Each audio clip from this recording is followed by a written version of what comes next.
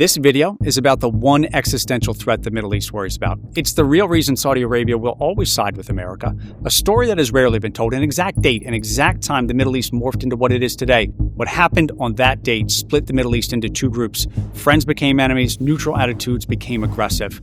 Through this story, the present and future Middle East comes into a perfect focus only achieved by a deep understanding of the selfishly crude world of oil, controlled not by the outsiders, the buyers of oil, but by the countries who would collapse if the price of oil went to zero, if the world stopped buying the one thing they have to sell. This video was sponsored by Tasty Trade. More on them later. There's the price you can sell 1 barrel of oil for, and then there's how much it costs to get that barrel out of the ground. We call this the break-even price. Sell the oil coming out of a well for less than the price it costs to pump it. You're not breaking even. Profit? Loss. The plains of Texas, deserts of Saudi Arabia, Canadian tundra, the shallow waters of the North Sea to the deep water rigs dotting the Gulf of Mexico, the break-even price to pull out a barrel of oil is different everywhere. Trapped in limestone rock full of tiny holes and cracks, oil flows through the ground that makes up the world's largest oil field, Ghawar, like a sponge. $3 is all it costs Saudi Arabia to get a barrel of oil out of this place, by far the lowest of any country. Yes, they have a lot of oil, but that's only part of the Saudi miracle. We're using the same amount of electricity that it takes a well in Texas to get 500 barrels of oil. The kingdom will get 10,000. Forced to the surface by pushing an endless supply of seawater taken from the Persian Gulf down into the oil-filled rock, creating pressure that pushes oil up through the holes drilled in it, funneling it through a series of pipes that turns right around and goes back to the ocean, where the oil flows onto waiting tankers sitting on water that will eventually be used to deliver more oil to them. A round trip just 200 miles long to deliver the world's favorite type of crude called Arab Light. There is no other place on Earth where it's this cheap to get oil out of the ground. Every field's break-even price stays roughly the same over its lifetime. Of course, what does not is the price you can sell a barrel of oil for. The whole fracking phenomenon in the United States over the past decade, every well that's drilled has a very short lifespan. If the Ghawar oil field is like the sun, a well in Texas is like a bottle rocket. Oil needed to be $60 to $80 for the math to work, which it very much did with oil at $115 when the fracking boom kicked off. Everybody wants that money. Until there are too many wells, too much oil, the price of oil starts to fall. And 7 years after the boom started, oil at $40, 80% of the companies drilling for oil in those areas were either bankrupt or on the verge of bankruptcy. It was a catastrophic period for that industry. Oil at $80, every oil field around the world is minting money. $60, the tar sands of Canada, they're starting to feel the pain. $40, the American fracking fields stopped drilling wells. $20, the only oil fields not anxious are those in the Middle East. Well, they're not anxious the way other oil fields are anxious. Their anxiety at $20 is a much deeper, restless worry because there's a type of break-even price calculated only for the countries, mostly in the Middle East, whose entire society rests on the price of oil. 13 men gathered in the East Room of the Gulf Hotel. It was Qatar's turn to host the annual meeting where the countries controlling 70% of the world's oil would set the price people would pay for it. This was brand new power for these 13 countries. For the 90 years before discovering how to raise the price of oil without asking for anyone's permission, oil had slowly drifted up from $1 to just $3. 7 companies had controlled everything about oil, pulling it out of the ground, moving it around the world, refining it into the gasoline or diesel that was pumped into your car at one of their gas stations, and of course, the price. Then, quite suddenly, they did not. Iran kicked the oil companies out first, then Libya, Iraq. Within a span of 6 years, every major oil country had taken back their oil fields from whichever of these 7 companies, called the Seven Sisters, had controlled them. Doing the most rational thing, what anyone would do, the country started charging more for the oil coming out of their land. What, are people going to stop driving cars? This was such an upheaval for how the world worked at the time that those few sentences just do not do it justice. 100 years, $1 to $3. But those numbers, $1 and $3, are very deceiving. $1 back in 1900 was worth $38 today, but $3 in 1970 is only worth $27 today, which means the price of oil had actually done nothing but go down a lot for almost a century. This is all anyone alive had known. Oil didn't get more expensive, it got cheaper. These 13 men were deciding how much to continue breaking away from that pattern, how much to once again make the price go up. With the current price at $12, it had taken just 4 short years to make $3 look like a gift. 11 of the people in the room now wanted it to be $13.50. Only 2 did not.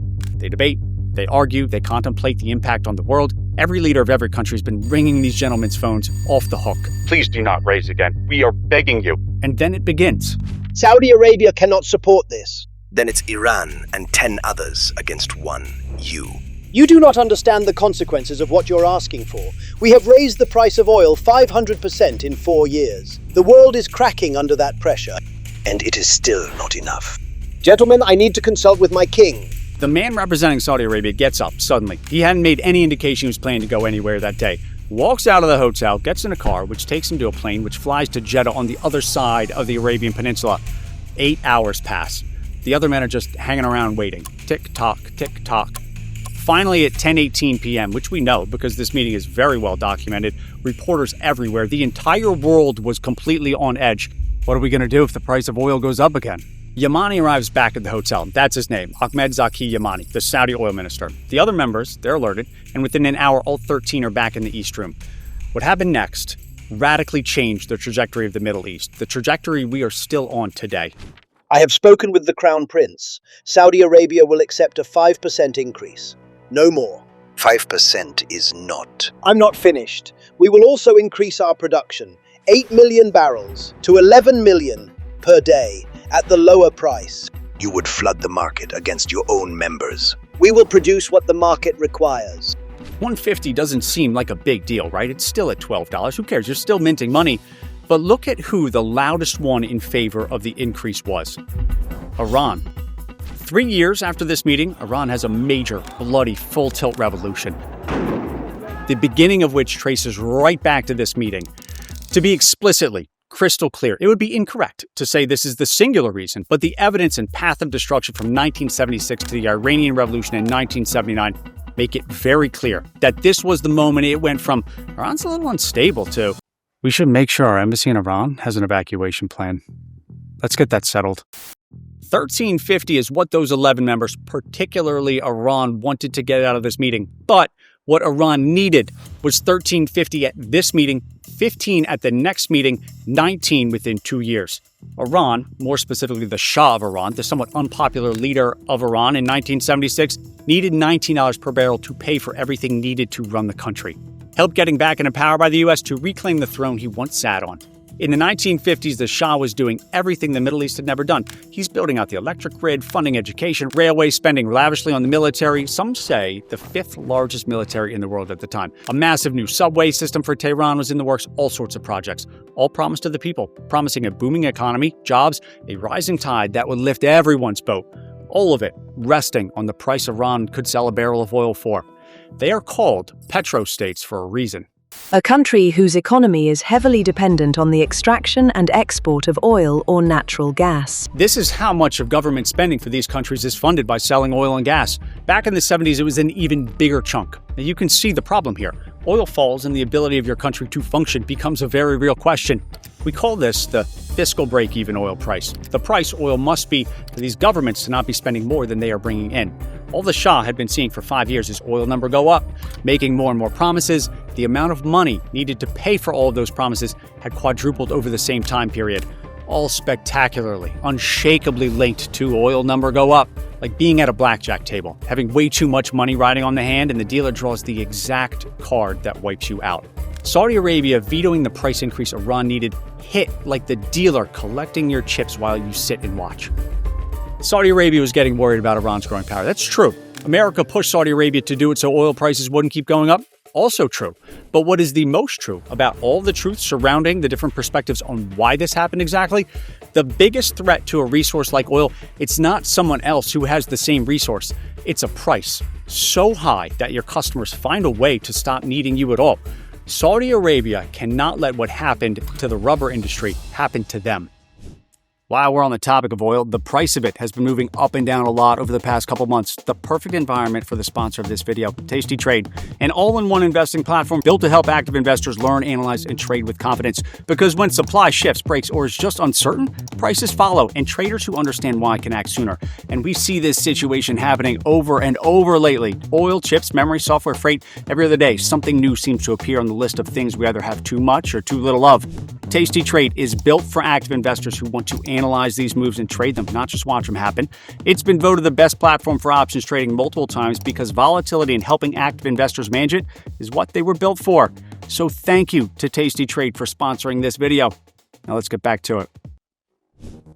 A long spiral is cut into a rubber tree, letting the milky white sap, rubber, flow into a bucket. Add a little bit of acid, some sulfur, and once dried, you have yourself the most important commodity that existed in 1900, blocks of natural rubber.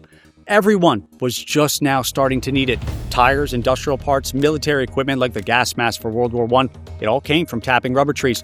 First from Brazil, then, after Henry Wickham somehow managed to smuggle 70,000 rubber tree seeds past Brazil customs, from Malaysia, where it turned out the trees grew much better. The rubber was better, the price was way better. A tapper in Malaysia could collect more rubber in an hour than one in Brazil could in a week.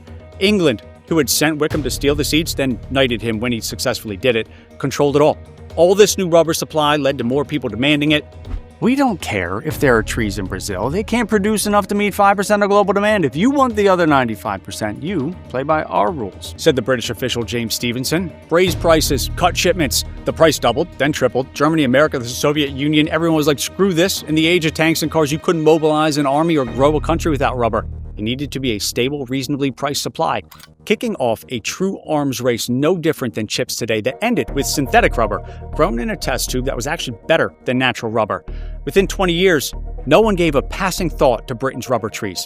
And henceforth, every business school would forever study how the Stevenson plan killed the British monopoly on natural rubber, including the Saudi oil minister Yamani, the guy that left the meeting in Doha and came back, having studied it deeply. He said this while talking about the link between rubber and oil. The Stone Age didn't end because we ran out of stones, and the age of oil won't end because we run out of oil.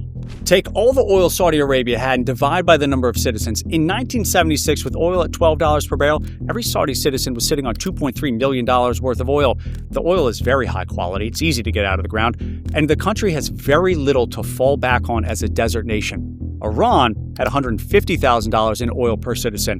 Why wait, thought the Shah? Oil to the moon. We're not going to live off this indefinitely. We obviously can't. We don't have enough. I want that money then, now, so we can get onto it, past oil, onto the next phase. Exactly the mindset that makes the king of Saudi Arabia very nervous. Far more nervous than low prices. No. Oil being too high and the 2.3 million might end up at zero within 30 years. Then what? Nuclear was in vogue, solar was definitely a conversation, electric cars were even being made in small numbers.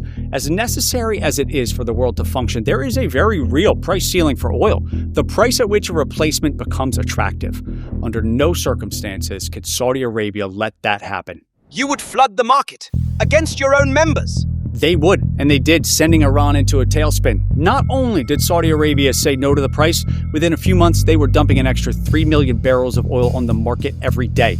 Iran's economy started to buckle. Groups of people who really disliked the Shah seized the opportunity, forced him to flee, overturned his plans, established their own rule, and that is where Iran remains today, frozen in time. 40 years later, they did it again, proving what Saudi Arabia is truly loyal to.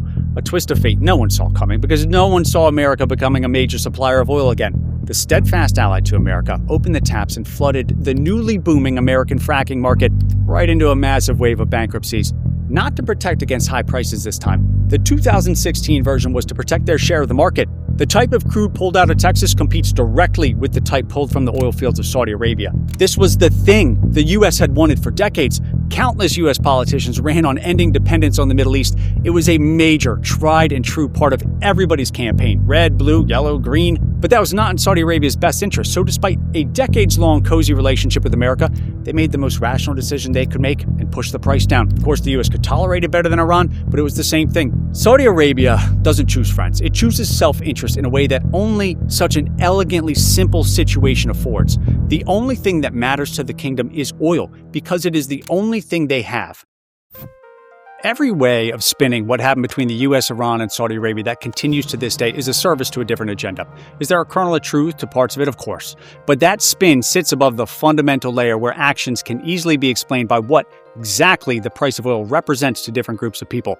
One of the more interesting ways to look through this whole situation is to read through the perceptions from a variety of other countries, how they view who did what and why and what it means for everyone else. And while they're not identical, they all pivot around the same idea of America did this to us, which is a far more useful story than the true one, which is that Saudi Arabia made the most rational economic decision a country with 23,000 barrels of oil per citizen could possibly make. For that part of the story, the U.S. just so happened to want the exact same thing, lower oil prices, a partnership formed out of mutual interest. But when that interest has diverged, Saudi Arabia unwaveringly follows its own interest. Oil must remain dominant, and the kingdom must remain the king of it. Time for everyone's favorite part of these things, the footnotes. Interesting bits and notes that for a variety of reasons didn't make it into the video, but I think are still very much worth sharing. But first, it has been brought to my attention that 4 out of 5 people who watch these videos regularly are not actually subscribed to the channel.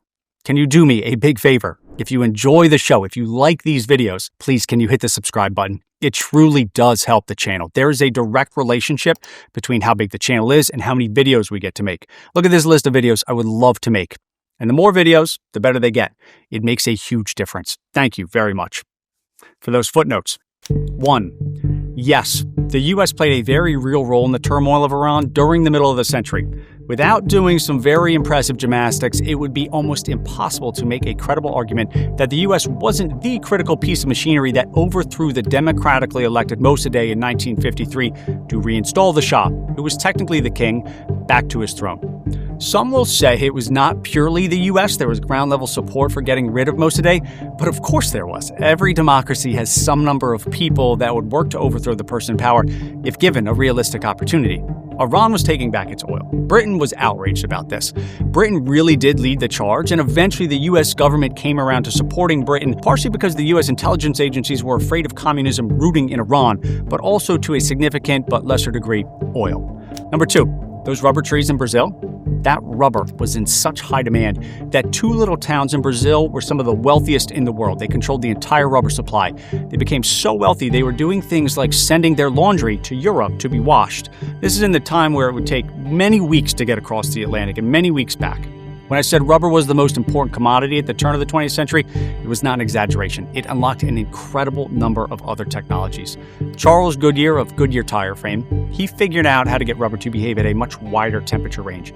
That was the big thing with this process, vulcanization. This led to durability, because you can't have rubber used in tires if the rubber melts when a car is doing 40. Number 3, worth sitting with the idea that the nuclear power plant build-out in the US fell off an absolute cliff in the 1970s. Odd, right?